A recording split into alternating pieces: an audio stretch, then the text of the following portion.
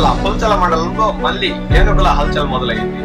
గత కొద్ది రోజులుగా పంటలపై తమ దాడుల వేటను కొనసాగించకుండా విరామం ఇచ్చిన ఏనుగుల గుంపు మళ్లీ పుల్చల మండలంలోని ఎల్లంకివారిపల్లి గ్రామ పంచాయతీ పరిధిలోని దిగువమూర్తివారిపల్లి పరిసర ప్రాంతాల్లో ఉన్న మామిడి, వరి, అరటి తోటలపై తమ దాడుల వేటను కొనసాగించాయి.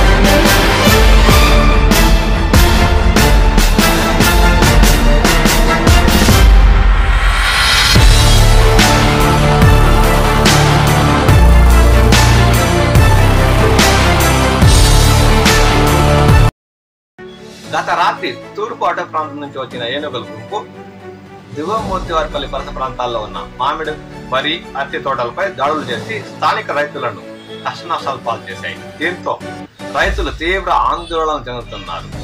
గత కొద్ది రోజులుగా ఏనుగుల గుంపు సంచారం లేదులే అన్న వారి ఆశలపై నీళ్లు చెల్లుతూ అవి మళ్లీ పుల్చల మండలంలో సంచరిస్తుండటంతో వారు తీవ్ర ఆందోళనకు లోనవుతున్నారు.